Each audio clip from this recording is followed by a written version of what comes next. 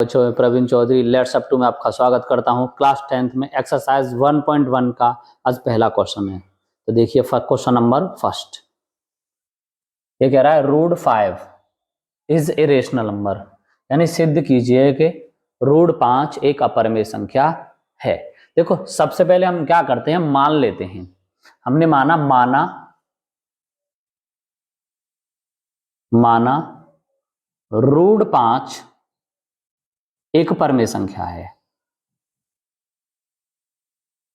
Root 5 एक परमेय संख्या है।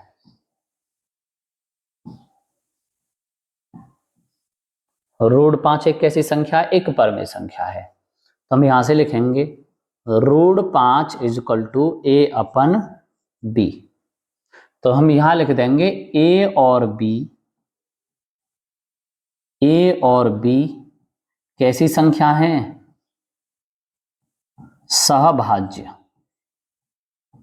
सहभाज्य संख्याएं हैं। ए और बी सहभाज्य संख्याएं हैं। सहभाज्य संख्याएं देखो हम क्या करते हैं, इसका गुणा इधर कर लेते हैं और इसका इधर करते हैं। जब इधर करेंगे तो कितना हो जाएगा, 5b इज इक्वल टू ए, यानी b का गुणा 5 में किया तो 5 यानी root 5b is equal to a. यहां से हम लिखेंगे दोनों पक्षों का वर्ग करने पर, यानी दोनों पक्षों का हमने क्या किया, वर्ग किया। तो इधर कितना हो जाएगा, ये रूट 5b का स्क्वायर और बराबर बेटा आ जाएगा ये a का स्क्वायर। तो ये बनेगा 5b का स्क्वायर बराबर है a का स्क्वायर। इसके बाद हमको यहां पे लिखना है 5a स्क्वायर को विभाजित करता है। 5 जो है वो किसको विभाजित कर रहा है, a स्क्वायर को विभाजित करता है। जब 5a स्क्वायर को विभाजित करता है तो 5a को भी तो विभाजित करेगा। इन दोनों इक्वेशन से हमने क्या बना लिया, इक्वेशन फर्स्ट बना लिया, यानी समीकरण पहला बना लिया। अब यहां से हम लिखेंगे माना a बराबर 5c। मैंने a बराबर कितना मान लिया है, 5c। तो मैं यहां से लिखूंगा c एक धनात्मक पूर्णांक है। c कैसा पूर्णांक है, एक धनात्मक पूर्णांक है। c को मैंने मान लिया c एक धनात्मक पूर्णांक है। तो यहां से लिखा जाएगा ये 5b का स्क्वायर, जहां पे a लिख रहा है a की जगह पर मैं क्या रखूंगा, 5c। तो यहां आ जाएगा 5c a का स्क्वायर। तो ये बनेगा 5b का स्क्वायर बराबर 25c का स्क्वायर। 5 से इसको कैंसिल आउट कर देंगे तो ये बन जाएगा b square is equal to 5c का स्क्वायर। 5b स्क्वायर को विभाजित करता है, v स्क्वायर को विभाजित करता है। तो यहां पे 5 जो है फिर v को भी तो विभाजित करेगा और ये बन जाएगी आपकी इक्वेशन सेकंड। वो पहली इक्वेशन थी और ये सेकंड इक्वेशन थी। तो हम यहां लिखेंगे समीकरण 1 व 2 से, समीकरण 1 व 2 से 5 जो है वो a और b को भी विभाजित करता है, विभाजित करता है। 5 जो है a और b दोनों को क्या कर रहा है बेटा, ये विभाजित कर रहा है। तो हम यहां लिखेंगे यह विरोधाभास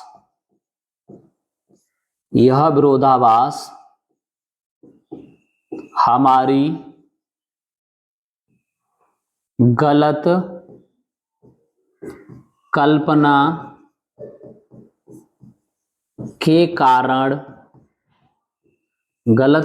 के कारण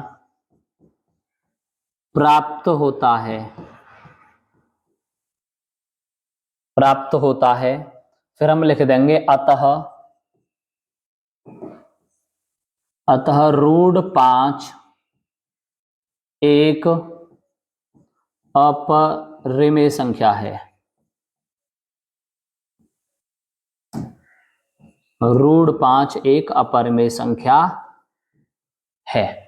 तो देखिए मैंने माना रूढ़ 5 एक कैसी संख्या थी, परिमेय संख्या थी। रूढ़ 5 बराबर कितना निकला था, a अपन b। a और b कैसी संख्याएं थी, सहभाज्य संख्याएं हैं। तो यानी इसका मैंने इधर गुणा कर दिया तो ये 5 यानी रूढ़ 5 b इक्वल टू क्या बन गया, a। दोनों पक्षों का क्या कर दिया, वर्ग कर दिया। तो रूढ़ 5 b का स्क्वायर बराबर किसका हो जाएगा, ये a का स्क्वायर। रूढ़ 5 का स्क्वायर करोगे कितना आ जाएगा, 5। b का स्क्वायर बराबर कितना हो जाएगा, a का स्क्वायर। मैंने मान लिया a बराबर कितना माना था, ये 5c। और यहां से देखो a की जगह पे मैं कितना लिखूंगा, यानी 5b स्क्वायर बराबर कितना होगा, 5c का स्क्वायर। क्योंकि जहां पे a था वहां कितना लगा दिया, 5c। a का स्क्वायर था, मैंने किसका स्क्वायर कर दिया, 5c का स्क्वायर। तो 5b का स्क्वायर बराबर कितना हो जाएगा, 25c का स्क्वायर। चूंकि 5 का स्क्वायर कितना होता है, 25। 5 से मैंने 25 को काट दिया तो b स्क्वायर बराबर कितना आ गया, 5c का स्क्वायर। अब देखो यहां से मैंने क्या किया था, 5 a स्क्वायर को विभाजित कर रहा है तो 5 a को भी विभाजित करेगा। c क्या मान लिया था, एक धन पूर्णांक मान लिया था। तो 5 b स्क्वायर को विभाजित कर रहा है तो 5 b को भी विभाजित करेगा। ये समीकरण 1 बनाया था, ये समीकरण 2 बनाया था। यहाँ लिखा मैंने समीकरण 1 व 2 से, यानी 5 जो है वो a और b दोनों को विभाजित कर रहा है। यानी 5 a को भी विभाजित करता है और 5 b को भी विभाजित करता है। यह विरोधाभास हमारी गलत कल्पना के कारण प्राप्त होता है। अतः रूढ़ 5 एक अपरिमेय संख्या है। देखो अभी ये मैंने रूढ़ 5 का किया, आप रूढ़ 2 का भी कर सकते हो, रूढ़ 3 का, और ये रूढ़ 7 का। सेम काम करना है, जहां जहां 5 आ रहा है उसकी जगह पर हमें रूढ़ 2 या 2 लिखते चले जाना है। तो देखिए नेक्स्ट क्वेश्चन, एक और क्वेश्चन देखते हैं। तो देखो ये क्या सिद्ध कीजिए कि रूढ़ 2 कैसी संख्या है, एक अपरिमेय संख्या है। तो हम यहां पे भी मान लेते हैं कि माना रूढ़ 2 एक परिमेय संख्या है।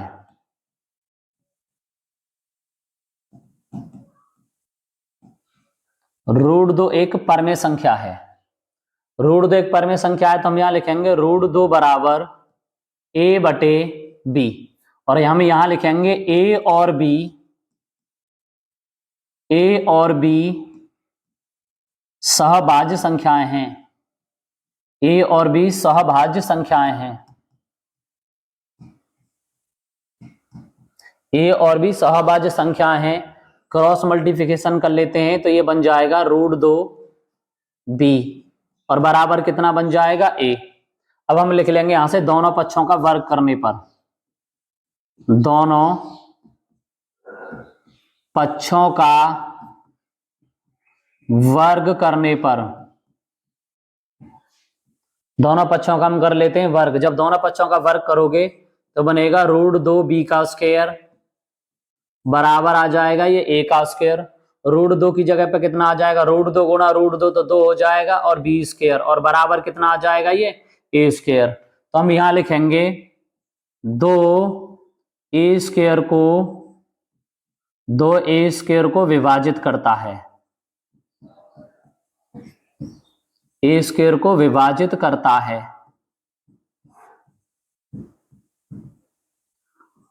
तो 2a को भी विभाजित करेगा। इसको बना देते हैं हम इक्वेशन फर्स्ट। 2a स्क्वायर को विभाजित कर रहा है तो 2a को भी विभाजित करेगा। यहां से लिख लेते हैं माना a बराबर हो जाएगा 2c, और यहां लिखेंगे c एक धनात्मक पूर्णांक है। c एक धनात्मक पूर्णांक है। तो a बराबर मैंने कितना लिया, 2c। जहां पे a है उसकी जगह हम क्या लिखेंगे, 2c। तो a की जगह पे मैंने कितना लिखा, 2c। a का स्क्वायर तो आप कर दो 2c का स्क्वायर। तो इधर बनेगा ये 2b का स्क्वायर बराबर 2 का वर्ग करोगे कितना हो जाएगा, 4c का स्क्वायर। 2 से आप इसे कैंसिल आउट करोगे तो कितना आ जाएगा, b स्क्वायर बराबर कितना बनेगा, ये c स्क्वायर। यानी 2c square, b square is equal to हो गया 2c स्क्वायर। तो यहां आप लिखोगे यानी 2 जो है वो b स्क्वायर को क्या कर रहा है, v स्क्वायर को करता है विभाजित। बी स्क्वायर को विभाजित करता है, तो 2 जो है वो बी को भी विभाजित करेगा। तो ये बन जाएगा आपका इक्वेशन सेकंड। पहली इक्वेशन हो गई, ये इक्वेशन सेकंड हो गई। अब इसको लिखेंगे हम यहां पर समीकरण 1 व 2 से।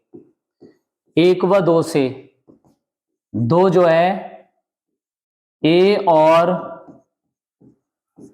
बी, ए और बी दोनों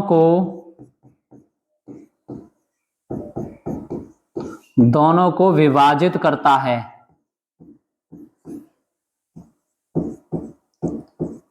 दोनों को विभाजित करता है। यह हमारी गलत कल्पना के कारण प्राप्त होता है।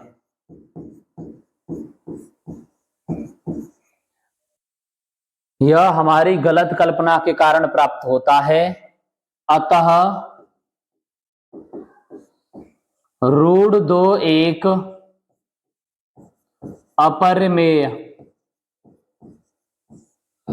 अपरिमेय संख्या है। अब ऐसे ही √3 का करने के लिए बोला जाए, ऐसे ही करना है। √7 का इसी तरीके से करना है। माना √2 कैसी थी, एक अपरिमेय संख्या थी, पर हमने क्या मान लिया, परिमेय संख्या मान लिया।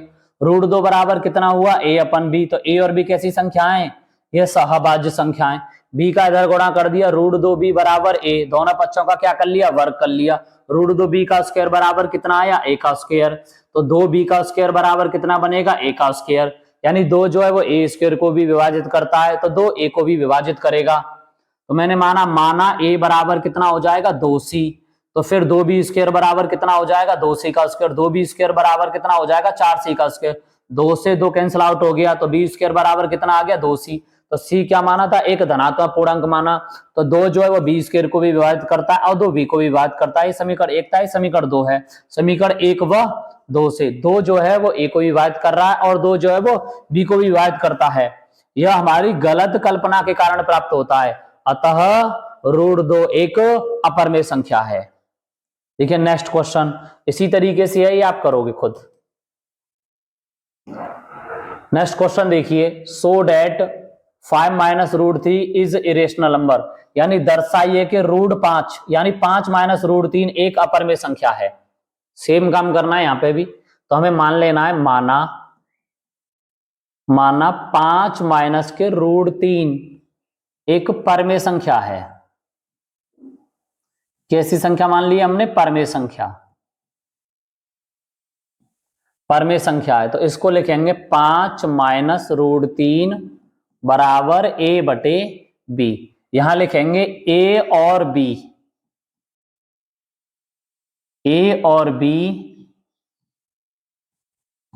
सहभाज्य संख्याएं हैं। सहभाज्य संख्या है। a और b कैसी संख्याएं, वो सहभाज्य संख्याएं। a और b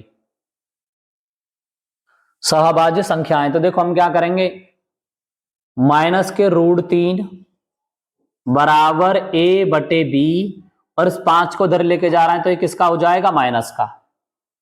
यानी -√3 बराबर a/b इज -5। माइनस का इसमें मल्टीप्लाई कर देते हैं, तो √3 बराबर ये होगा -a/b, और प्लस के कितना आ जाएगा बेटा, ये 5 आ जाएगा। यहां से हम क्या लिखेंगे, √3 बराबर 5 - a/b। तो यहां से निकल के आएगा ये √3 बराबर एलसीएम कितना आ जाएगा बेटा, b। 5 का इसमें गुणा कर देंगे तो 5b माइनस के कितना हो जाएगा, a। अब हमें यहां से ये पता चला कि √3 बराबर 5b माइनस a/b है। तो हम यहां लिखेंगे, अतः a और b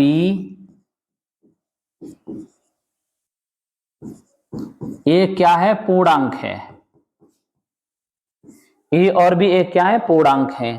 तो हम यहां से लिखेंगे 5b माइनस a/b कैसी संख्या है, यह एक परिमेय संख्या है। परिमेय 5b माइनस a बटे b एक कैसी संख्या है? ये परमेय संख्या है। फिर इसके बाद लिखेंगे हम यानी √3 एक अपरमेय संख्या है।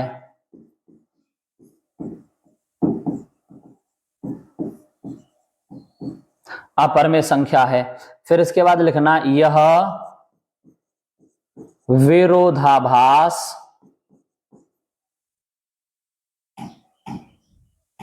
विरोधाभास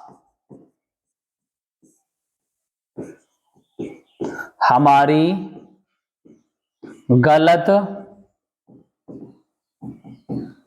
कल्पना के कारण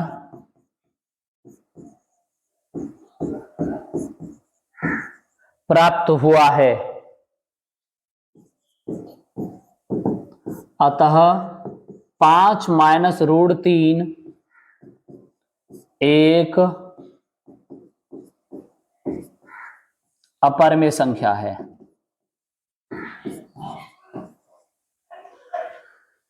देखो माना 5 माइनस √3 कैसी संख्या थी? एक परमेय संख्या थी। 5 माइनस √3 बराबर कितना हुआ? a बटे b। a और b कैसी संख्या मानी मैंने? सहभाज्य संख्या मानी। माइनस √3 बराबर a बटे b माइनस के कितना हो गया था? 5। √3 बराबर minus a upon b plus के 5 माइनस का डिवाइड कर दिया था। √3 बराबर 5 माइनस a अपन b, तो b का इधर गुणा किया 5b minus a upon b, यानी √3 बराबर 5b minus a upon b। अतः मैंने माना a और b कैसी संख्या है? यानी एक पूर्णांक है। 5b minus a upon b एक कैसी संख्या है? परमेय संख्या है। अतः √3 एक कैसी संख्या है? या परमेय संख्या है। यह विरोधाभास हमारी गलत कल्पना के कारण प्राप्त होता है। अतः 5 माइनस √3 एक अपरमेय संख्या है। एक और क्वेश्चन देखिए बेटा, जैसे ये लिख रहा है सो डेट यानी 3√2 इज ए रेशनल नंबर, दर्शाइए कि 3√2 एक अपरमेय संख्या है। हमें क्या लिखना है? माना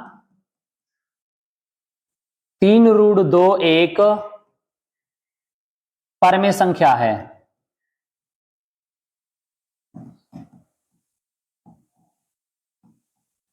परमेय संख्या तो यहां लिखा जाएगा 3√2 is equal to a upon b, और यहां से मैं लिखूंगा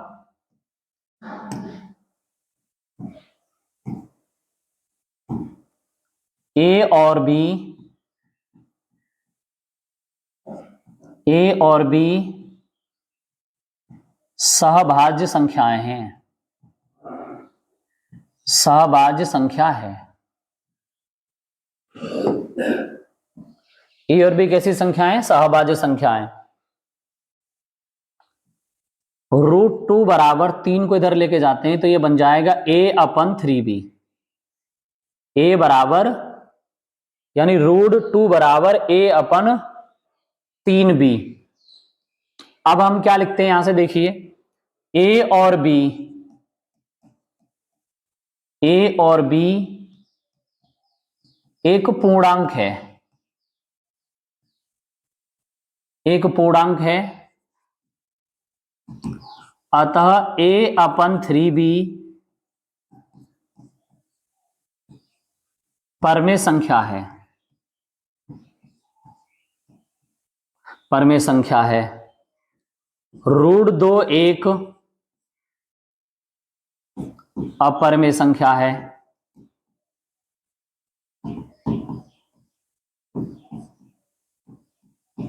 अपरमेय संख्या है।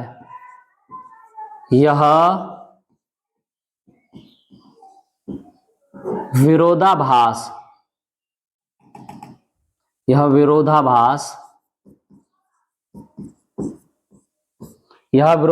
हमारी गलत कल्पना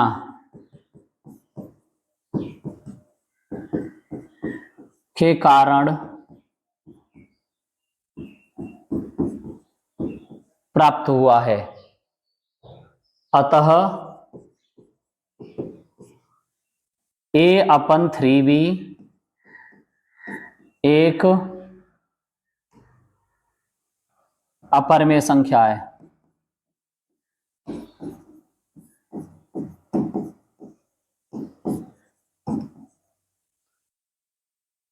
माना 3√2 एक परमेय संख्या है, 3√2 बराबर a अपन बी, ए और बी कैसी संख्या है, सहभाज्य संख्याएं।